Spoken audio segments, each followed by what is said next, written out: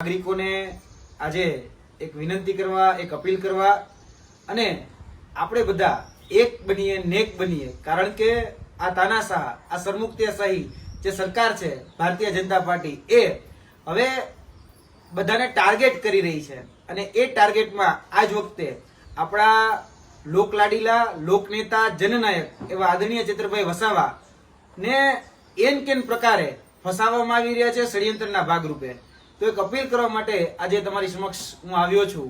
આજે તમે જોઈ શકો છો કે મારી સાથે આદરણીય ચેતરભાઈ વસાવાના ધર્મપત્ની, એમના દીકરા, એમના દીકરી, પરિવારજનોની મુલાકાત આજે ડેડિયાપાડા ખાતે લેવામાં આવી અને એ પરિવારજનોની જ્યારે મુલાકાત લીધી ત્યારે મારે પણ ઘરમાં પરિવાર છે, મારે પણ ઘરમાં નાનો દીકરો છે, ધર્મપત્ની છે, એટલે આ જે પીડા છે એ પીડા હું પણ અનુભવી રહ્યો છું. કેમ કે જ્યારે ઘરનો એક મોભી વ્યક્તિ ઘરમાં ન હોય અને જે પરિસ્થિતિનું જે નિર્માણ થતું હોય છે એ આજે મને પણ ફીલ થઈ રહ્યું છે. એટલે ગુજરાત સરકારના 162 જે નેતાઓ જે છે અથવા તો ભારતીય જનતા પાર્ટીના તમામ જે નેતાઓ જે છે એને કદાચ આ અનુભવ કેમ નથી થતો એ સમજાતું નથી. કારણ કે આ ભ્રષ્ટ ભાજપનું જે તંત્ર અત્યારે જે રીતે લોકોને ટાર્ગેટ કરી રહ્યું છે, લોકોને ષડયંત્ર અને કાવતરના ભાગરૂપે ક્યાંક ને ક્યાંક ફસાવી રહ્યું છે, તેને કારણે આજે એક પરિવાર એની પીડા એ અનુભવી રહ્યો છે. કારણ કે આજે ઘણા બધા એવા કાર્યો હોય છે, ઘણા બધા એવા કામ હોય છે જે અટકી પડ્યા છે. આદરણીય ચેતરભાઈ વસાવા મારા પરમ મિત્ર છે અને આદરણીય ચેતરભાઈ વસાવાના પરિવારમાં પણ ઘણા બધા કામ અટકી પડ્યા છે. તેની સાથે સાથે પરિવારની જવાબદારી હોય એ જ રીતે ડેડિયાપાડાની જવાબદારી પણ એમની પાસે છે. કારણ કે એક ધારાસભ્ય છે, જનપ્રતિનિધિ છે, જનનેતા છે. જ્યારે ડેડિયાપાડાના વિકાસના કામો કરવાના હોય અને જનપ્રતિનિધિને જો જેલમાં પૂરી દેવામાં આવે તો કઈ રીતે કહી શકાય કે એ કાર્યો થઈ શકે? સામાન્ય જે કાર્યો હોય, સામાન્ય જે કામકાજ હોય એ પણ ખોરભે ચડી જતા હોય છે. એટલે ગુજરાતની જનતાનો અંતરાત્મા જાગે એટલા માટે આજે લાઈવના માધ્યમથી કહી રહ્યો છું કે આપણે બધાએ હવે જાગી જવાની જરૂર છે. ખાસ કરીને મારી અપીલ આજના દિવસે તમામ નાગરિકોને, તેની સાથે સાથે આદિવાસી સમાજને છે. તમે કોઈ પણ પાર્ટીની વિચારધારા સાથે સંકળાયેલા હોય, કોઈ પણ પાર્ટી સાથે, તમે કોંગ્રેસ, ભાજપ, આપ, અપક્ષ, વિપક્ષ, જેની પણ સાથે સંકળાયેલા હોય, તમે એક પરિવાર તરીકે આજે ઘરના મોભી તરીકે વિચારો કે તમારા પરિવારના એક વ્યક્તિને, તમારા પરિવારના એક મોભો હોય, એ મોભાને જો તમારાથી દૂર કરી દેવામાં આવે તો શું થાય? આજે પરિસ્થિતિ, આજે આ બહેનો, બાળકો એ અનુભવી રહ્યા છે અને બાળકો જ્યારે અનુભવી રહ્યા છે ત્યારે એક પિતા નથી, પિતા સાથે વાતચીત કરવી છે તો વિડીયો કોન્ફરન્સના માધ્યમથી વાતચીત કરવી પડે છે. આજે રૂબરૂ મુલાકાત લેવામાં પણ ફાફા ચડી જાય છે. આ હકીકત છે. એટલે આ તાનાશાહી, આ સરમુખત્યારશાહી, આ હિટલરશાહી જે છે એ હિટલરશાહી મહેરબાની કરીને બંધ થાય. કહેવાય છે ભાઈ કે બાકર બચ્ચા લાખ, લાખે બેચારા, પણ સિંહણ બચ્ચો એક અને એકે હજારા. એવો અમારો ચેતર વસાવા જે આદિવાસી શેર છે, જે જજુમી રહ્યો છે એકલા હાથે, અને એ જનતાને અપીલ કરી રહ્યું છું, જ્યારે એ ચેતર વસાવા જ્યારે એકલા હાથે લડી રહ્યા છે એમાં નાજ નથી, એ સિંહ છે, એ હાવત છે. એની ડણક એ વિધાનસભામાં પણ ગુંજે છે. એની ડણકથી 162 થરથર ધ્રુજે છે. એ હકીકત છે. પરંતુ હવે એમના પરિવારને અને ડેડિયાપાડાની જનતાના જે સામાન્ય કામો અટકી પડ્યા છે એના માટે જરૂર છે ચેતરભાઈ વસાવાની. જોવા જઈએ તો ખૂબ સામાન્ય કેસ છે. એક એક્ટિવિટીની સંકલનની મીટિંગ હોય અને એ સંકલનની મીટિંગમાં નાની એવી બોલાચાલી થાય અને કહી શકાય કે કદાચ વાતાવરણ ઉગ્ર થયું અને ઉગ્રમાં ક્યાંક ઘુસાતુસીમાં કોઈ ઉપર ક્યાંક આક્ષેપબાજી કે આરોપબાજી થઈ. માની શકીએ છીએ કે બધી જગ્યાએ મીટિંગોમાં આવું નાનું મોટું થતું હોય છે. આમાં પણ થયું. પણ 307 જેટલી ગંભીર કલમ, એટલે કે એટેમ્પ્ટ ટુ મર્ડર, જે ક્યારેય પણ એક સામાન્ય ગ્લાસની ઘટનામાં ન હોય, કાચના ગ્લાસની ઘટનામાં 307 જેવી કલમ લગાડી અને આ મુદ્દાને સનસનીખેજ બનાવી દેવામાં આવ્યો છે.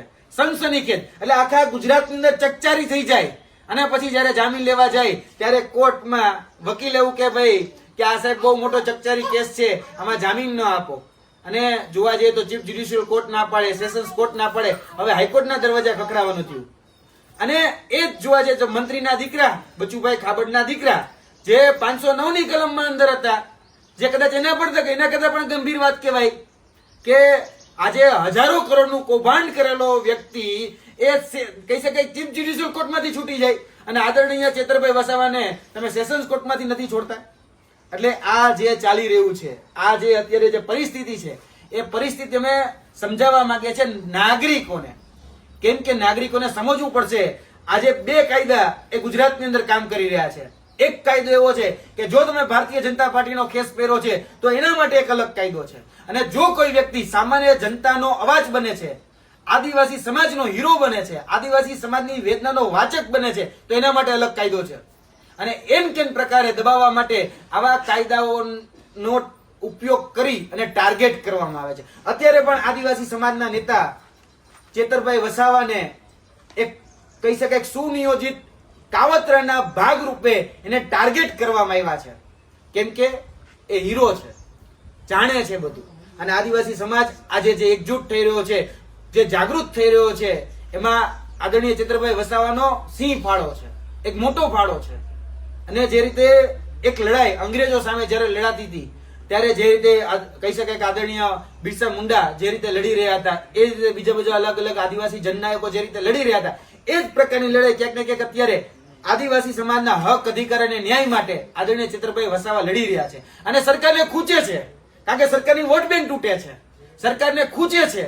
કેમ કે આદિવાસી અત્યારે એક થઈ રહ્યો છે. અત્યાર સુધી એક નહોતા કે આદિવાસી સમાજમાં ક્યાંક ને ક્યાંક ભાગલા પાડવામાં આવતા હતા. જે રીતે ઓલા ધોળા અંગ્રેજ હોતા ભાગલા પડોને રાજ કરોની નીતિ અપનાવતા હતા, એ જ રીતે અત્યારના વર્તમાન ભારતીય જનતા પાર્ટીના 162 જે કાળા અંગ્રેજો છે, એ લોકો પણ અત્યારે આ જ રીતે ક્યાંક ને ક્યાંક એન કેન પ્રકારે અવાજ એ દબાવે છે.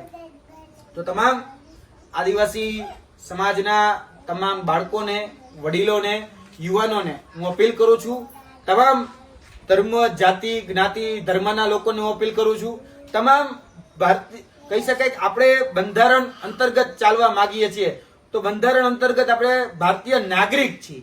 તો નાગરિકોને હું અપીલ કરવા માંગુ છું કે આપણે બધા એક બનીએ અને જે આ દોગલી નીતિ, બેવડી નીતિ અને બેવડું કાયદો, શાસન વ્યવસ્થા છે એની સામે અવાજ ઉઠાવીએ. કારણ કે જે રીતે ચેતરભાઈ વસાવા છે તો એની ઉપર અલગ કાયદો છે, અને આવી તો ઘણી બધી ઘટનાઓ બનતી હોય છે અને બને પણ છે, તો ત્યાં અલગ કાયદો છે. ક્યારેય જોયું કે ભારતીય જનતા પાર્ટીનો બુટલેગર હોય અને એની ઉપર કોઈ જગ્યાએ કેસ દાખલ થયો હોય? એવું ક્યારે જોયું કે ભારતીય જનતા પાર્ટીનો ભ્રષ્ટાચારી હોય એની ઉપર આ રીતે ક્યારે કેસ દાખલ થયો હોય? આટલો હમણાં થોડા સમય પહેલા ગંભીરા બ્રિજ દુર્ઘટના થઈ, એ તો સૌથી મોટો ગુનો હતો. કેટલા લોકો મરી ગયા? મોરબી બ્રિજ દુર્ઘટના થઈ, 165 લોકો ગુજરી ગયા. એ જ રીતે હરણી કાંડ થયો, કેટલા લોકો એમાં ગુજરી ગયા. એ રીતે તક્ષશિલા કાંડ થયો, કેટલા લોકો ગુજરી ગયા. એ રીતે અમારા બોટાદની અંદર કહેવાય છે કથિત રીતે કેમિકલ કાંડ, હતો દારૂ કાંડ થયો, કેટલા લોકોએ પોતાનો જીવ ગુમાવવો પડ્યો. કેમ ભાઈ એની ઉપર એક્શન ન લેવામાં આવ્યા? આ ભ્રષ્ટાચાર રૂપી જે ખાડા જે અત્યારે તમે જોવો છો આખા વિસ્તારમાં, ગમે જિલ્લા, ગમે તાલુકામાં જાઓ, એ ભ્રષ્ટાચાર રૂપી ખાડા પડેલા છે. કારણ કે કોન્ટ્રાક્ટરોએ પોતાની કટકી કરી અને પોતાના પેટ ભર્યા છે. આ કોન્ટ્રાક્ટરોના નેતાઓના ભારતીય જનતા પાર્ટીની શાસન વ્યવસ્થામાં એ લોકોના પેટ મોટા થઈ રહ્યા છે ને, એટલે આ બધા ખાડા એ વધારે પડી રહ્યા છે. એટલે હું અપીલ કરું છું ગુજરાતની જનતાને, ગુજરાતના નાગરિકને કે મહેરબાની કરી આપણે એક બનીએ. આ કુવ્યવસ્થા સામે, કુશાસન સામે, આ સરમુખત્યારી શાસન સામે આપણે બધા એક થઈને લડીએ.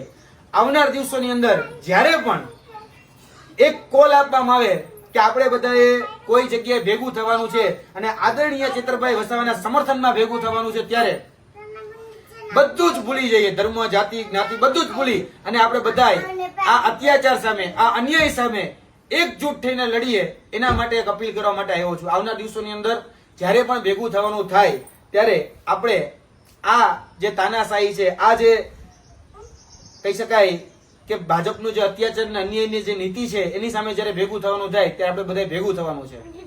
બાકી હું ભાજપને પણ કહી દઉં છું કે વડે નહીં દુનિયામાં કઈ ગેંગે કે ફેફે થવાથી, વડે નહીં દુનિયામાં કઈ ગેંગે કે ફેફે કરવાથી, ઘડીક શણગાર મર્દોનો સજી લ્યો તો મજા છે, અને મજા કઈક ઓર છે દાદ જો કાયર વેશ મૂકો અને કદમ બે કાળની સામે ભરી લ્યો ને તો મજા છે. અને કદમ બે કાળની સામે આ ચેતર વસાવાએ ભર્યા છે અને એક કાળની સામે અત્યારે લડી રહ્યો છે. તો ગુજરાતની જનતા પણ સમજી લે કે આ ચેતર વસાવા છે, બરાબર? ફ્લાવર નથી, ફાયર છે, ફાયર. અને જ્યારે જેલમાંથી છૂટીને બહાર આવશે ને ત્યારે ભારતીય જનતા પાર્ટી પણ યાદ રાખે એ વાઇલ્ડ ફાયર થવાનું છે. બરાબર? એટલે તમે જે આ અત્યારે આ દોગલી નીતિ, દોગલું વલણ અને આ જે અત્યાચારી અને જે અન્યાય નીતિ અપનાવી છે, તો એની સામે તમારે પણ તૈયાર રહેવાનું છે. જેટલો કાયદાનો ગેરઉપયોગ કરશો, જેટલો પોલીસને હાથો બનાવશો અને જેટલા કર્મચારીઓને હાથો બનાવશો, જે બેન ઉપર કઈ ટિપ્પણી જ નથી થઈ એ બેન ઉપર આજે કહી શકાય કે એને ક્યાંક ને ક્યાંક હાથો બનાવી અને કશું વાંધો નહીં, એ બેનને ક્યાંક ને ક્યાંક હાથો બનાવી અને આ ગુનો દાખલ કરવામાં આવી રહ્યો છે.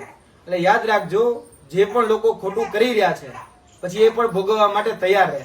કારણ કે પછી આવનાર દિવસોની અંદર જે લોકો જે ભાષામાં સમજે છે એને એની ભાષામાં જવાબ દેવામાં આવશે અને આવશે જ.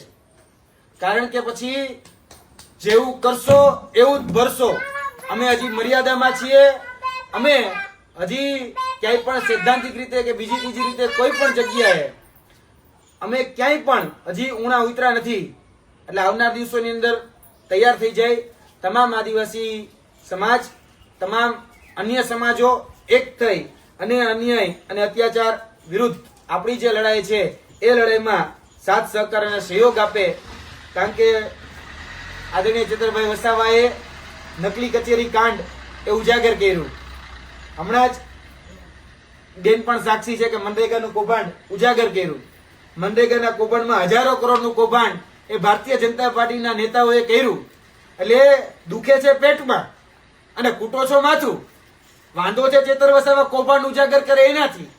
જો તમને વાંધો હોય તો યાદ રાખજો, કૌભાંડને ડામવાની તૈયારી કરવી જોઈએ અને કૌભાંડને ડામવા જોઈએ. જે ઉજાગર કરે છે ને નો ડામો. કારણ કે ભૂતકાળમાં તમે અમારે પણ આ હાલ કર્યા છે.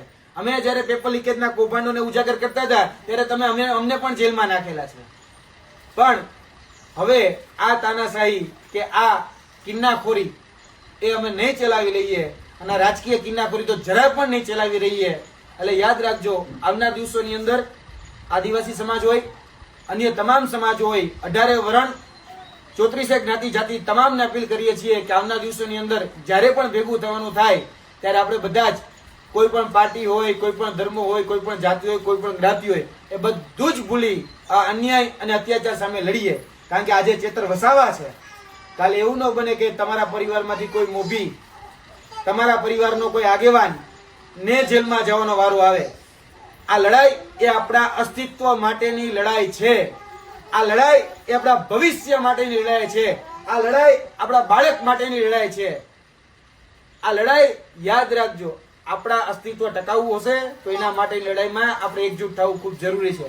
એટલે વધારે વાત ન કરતા એટલી સંવેદના ચેતરભાઈ વસાવાના પરિવાર સાથે હું રાખું છું કે જ્યાં પણ જે પણ રીતે મારી જરૂર પડશે એમના દીકરાને કે એમના દીકરીને કે ધર્મપત્નીને કે પરિવારજનોના કોઈ પણ સભ્યને તો અમે ખભોથી ખભો મિલાવીને એમની સાથે ખભોથી ખભો રાખીને ઊભા છીએ. તમામ આ દુઃખના સમયમાં ભૂતકાળમાં પણ જે આવ્યો છે અને ભવિષ્યમાં પણ જે આવશે એ સમયમાં પણ તમામ પ્રકારની સંવેદનાઓ એમની સાથે છે. જ્યાં પણ કહેશે અમે એનો સાથ સહકાર અને સહયોગ આપવા માટે તૈયાર છીએ.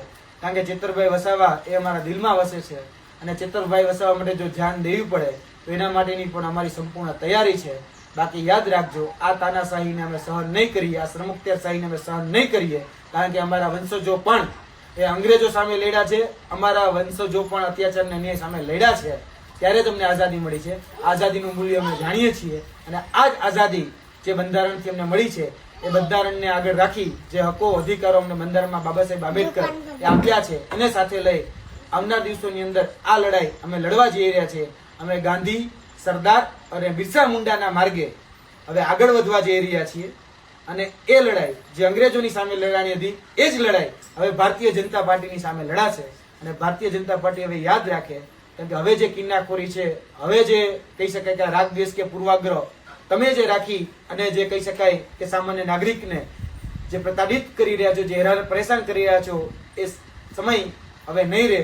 કારણ કે ગુજરાતનો આદિવાસી સમાજ પણ હવે જાગી ગયો છે, એકજૂટ થઈ ગયો છે અને આવનાર દિવસોની અંદર આનો જવાબ ચોક્કસપણે એ બધાને આપવામાં આવશે.